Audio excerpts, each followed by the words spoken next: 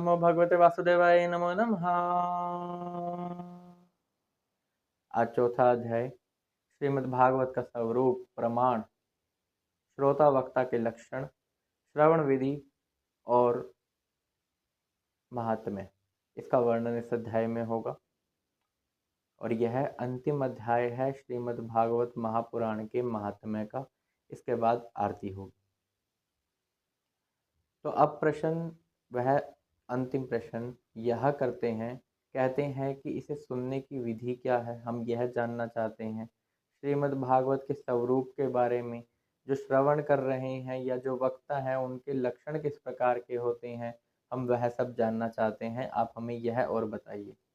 और आपने जो हमें अब तक उपदेश दिया है, हम आपको कहते हैं कि आपकी चिर आयु हो, आप सदैव बहुत ही लंबा जिए और ऐसे ही उपदेश करते रहें ऋषि मुनियों को। आपने बहुत ही सुंदर हमें भी उपदेश किया।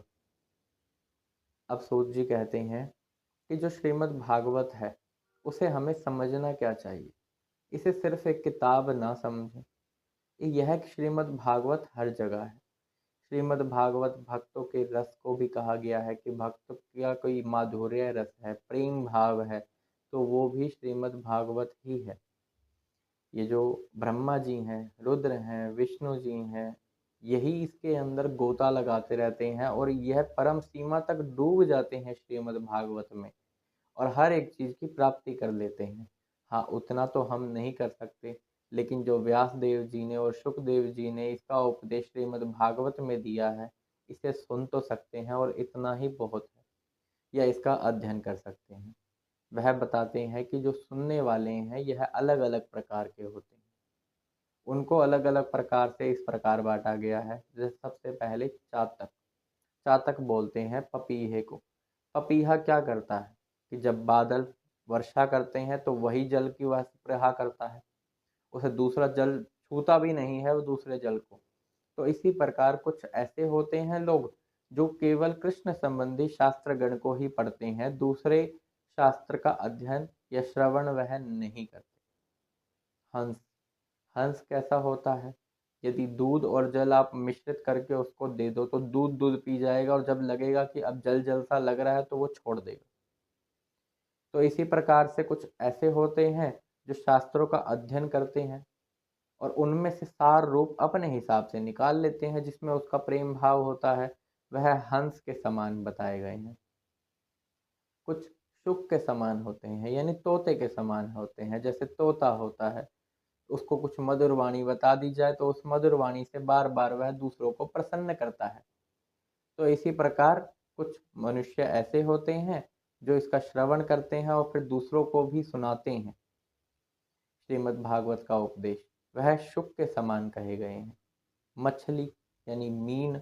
कुछ मीन होते हैं इस प्रकार की आंखें खुली रखकर, जिस प्रकार मछली हर समय दुग्ध का पान करती रहती है, उसी प्रकार कुछ भक्तगण ऐसे होते हैं जो बिल्कुल मौन होकर श्रवण करते हैं, बिल्कुल चुप होकर शांति से केवल सुनते हैं। अगर श्रीमद् भागवत का उपदेश सुन रहे हैं तो कोई कार्य नहीं कर रहे और कोई किसी की बात नहीं सुन रहे, तो वह मीन कहे गए हैं, मछली के समान कहे गए हैं।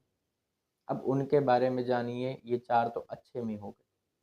अब बुरे बुरे भी होते हैं, जैसे कि वृक। वृक बोलते हैं भेड़िए को। अब भेड़िया क्या करता है? गर्जना करता है और कहीं मधुर ध्वनि कोई सुन रहा हो तो उसे भयभीत कर देता है। इसी प्रकार से भक्तगणों की सभा लगी होती है और वह भागवत का श्रवण कर रहे होते हैं, उपदेश सुन रहे होते हैं, और बीच में कोई उठकर जोर जोर से बोलने लग जाता है, किसी को पुकारने लग जाता है, तो वह वृक है, वह भेड़िए के समान है। कुछ होते हैं भूरंड के समान। भूरंड एक पक्षी होता है, एक जाति का पक्षी। और इस पक्षी का क्या व्यवहार होता है? यह जो सुनता है वही जाके बोलता है। इसका अर्थात क्या निकलता है? ऐसे लोग कौन होते हैं जो केवल सुनते हैं लेकिन उसको चिंतन नहीं करते, उसको वो खुद समझकर, मतलब अच्छा नहीं मानते कि हम नहीं समझ रहे, हम तो सुन लिया और ऐसे कैसे सुना देंगे। यानी उसका चिंतन तो नहीं कर रहे, तो उसको जब निचोड़ोगे नहीं तो प्रेम रस हृदय में कहाँ से आएगा? तो फिर वह उस पक्षी की भांति हो जाते हैं भूरंड। एक बैल की तरह होते हैं। बैल को बोलते हैं वृष। वृक्ष की तरह कौन होते हैं? अब बैल को अंगूर दे दो मीठे मीठे, चाहे उसको कोई बहुत ही कड़वी चीज दे दो, उसको खाने से मतलब होता है, उसको नहीं जानना कि मैं क्या मिठास क्या है उसकी। तो इसी प्रकार कुछ लोग ऐसे होते हैं जो हर प्रकार से बस ठीक है, ग्रहण कर रहे हैं, लेकिन उसकी मिठास शहद से भी कितनी मीठी है यह वो जानना नहीं चाहते, और एक ऊँट के समान होते हैं। ऊँट को आम भी दे दो तो भी वो नीम का पत्ता ही खाएगा। इससे क्या समझ आता है कि यदि किसी को अच्छे से समझाया भी जाए कि ये सही मार्ग है, नहीं यह सही मार्ग है, मैं ठीक हूँ, मेरा यह है, मैं धन के अभिमान में हूँ, मैं ऐसा कर सकता हूँ, मैं खुद ही संपूर्ण हूँ, मैं तो खुद ही भगवान हूँ, ऐसा भी कई बोल देते हैं। लेकिन वह मूर्ख होते हैं। मूर्ख इसलिए ऊँट के समान है।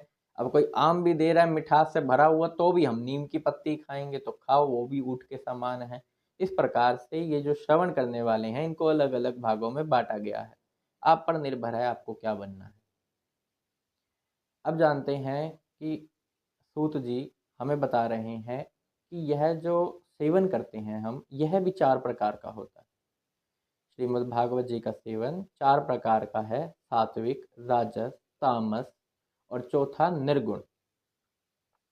सात्विक तो वह हो गया कि 7 दिन, सात्विक वह होता है जिसके अंदर हम 1 मास या 2 मास लगाकर अच्छे से पूरा पूरा रस लेकर श्रीमद् भागवत का श्रवण करते हैं।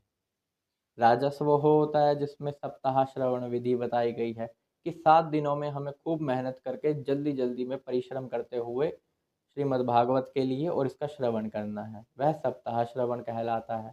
और तामस वो होता है जो कुछ अध्ययन कर रहे हैं श्रीमद् भागवत का, लेकिन बीच में छोड़ देंगे आलस के कारण। तो आलस करते हुए कभी पढ़ रहे हैं तो कभी नहीं पढ़ रहे, वो तामस कहलाते हैं। लेकिन फायदा तीनों में है, फल तीनों में प्राप्त होता है, बस आलस ना ही करे तो अच्छा ही है। और कुछ निर्गुण होते हैं, उनको ना दिन ना मास और ना वर्ष, उनको केवल अध्ययन करना है। इसी प्रकार से वह अपना नित्य क्रम बनाकर उसका अध्ययन करते रहते हैं श्रीमद् भागवत का। इस प्रकार से यह 4 भाग और किए गए थे। अब प्राप्ति की बात करें तो किसको क्या प्राप्त नहीं होता श्रीमद् भागवत से। एक बारी यदि मन लगाकर विश्वास करके, दृढ़ विश्वास करके भगवान श्री कृष्ण पे श्रीमद् भागवत का उपदेश सुन लिया जाए तो इससे सब चीज़ों की प्राप्ति हो जाती है। कुछ भी ऐसा नहीं है जो आपके लिए फिर दुर्लभ रह जाता है। जो आपकी मनोवांछित फल, नाम से ही समझ आ रहा है कि मन में जो है वह फल, तो वह फल की प्राप्ति हो जाती है। लेकिन वो एकाग्र चित्त भी तो होना चाहिए, वो मन और वो निचोड़ होना चाहिए कि हमें हर तरीके से वो रस लेना ही है। यो मान के चलिए हर एक अध्याय, हर एक वृक्ष पर लगा हुआ मिठास से भरा हुआ फल है। अब दौड़ लगाने की कोई जरूरत नहीं है, सारे वृक्ष पीछे चले जाएंगे। यानी जल्दी में ना करें, उसकी पूरी मिठास ले, रस ले, हमारे श्री कृष्ण की लीलाओं में श्रवण करे, इससे तुम्हारा मन कभी तृप्त होगा ही नहीं। तो इस प्रकार का भाव रखें। तो अब यह तो वो हो गई जो हमने जाने कि 4 प्रकार से इसको सेवन करते हैं, या श्रोता वक्ता गण किस प्रकार से होते हैं। एक बार वक्ताओं के बारे में भी जान लेते हैं। यह वक्ता कुछ ऐसे होते हैं जो कुछ प्राप्ति चाहते हैं।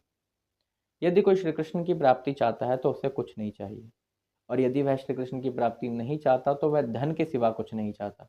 धन यहाँ पर संज्ञा के तौर पर है कि वह श्री कृष्ण की प्राप्ति करना चाहे तो यह वही महापुराण है जो उनकी प्राप्ति करवा सकता है।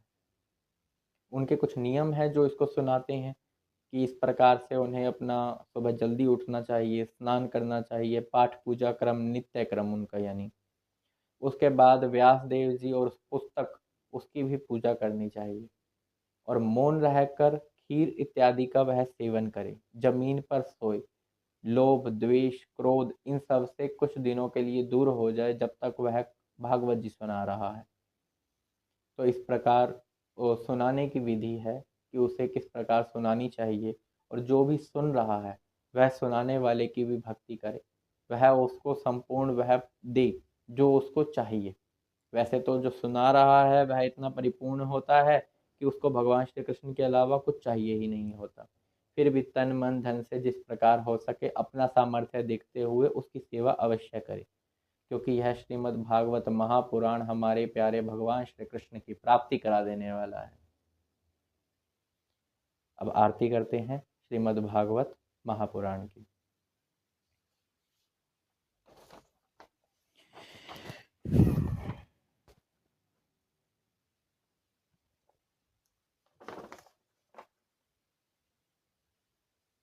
आरती अति पावन पुराण की, धर्म भक्ति विज्ञान खान की। आरती अति पावन पुराण की, महापुराण भागवत निर्मल। सुख मुख विगलित निगम कल्प फल, परमानंद सुधा रस मैकल। लीला रति रस रस निधान की। आरती अति पावन पुराण की, कलिमल मथनी त्रिताप निवारिणी, जन्म मृत्युमय भव भयहारिणी। सेवत सतत सकल सुखकारिणी, सुमद होषधि हरि चरित्र गान की। आरती अति पावन पुराण की, विषय विलास विमोह विनाशिनी, विमल विराग विवेक विकाशिनी। भगवत तत्व रहस्य प्रकाशिनी, परम ज्योति परमात्म ज्ञान की। आरती अति पावन पुराण की, परमहंस मुनि मन उल्लासिनी, रसिक हृदय रस रास विलासिनी। भुक्ति मुक्ति रति प्रेम सुदासिनी, कथा अकिंचन प्रिय सुजान की। आरती अति पावन पुराण की।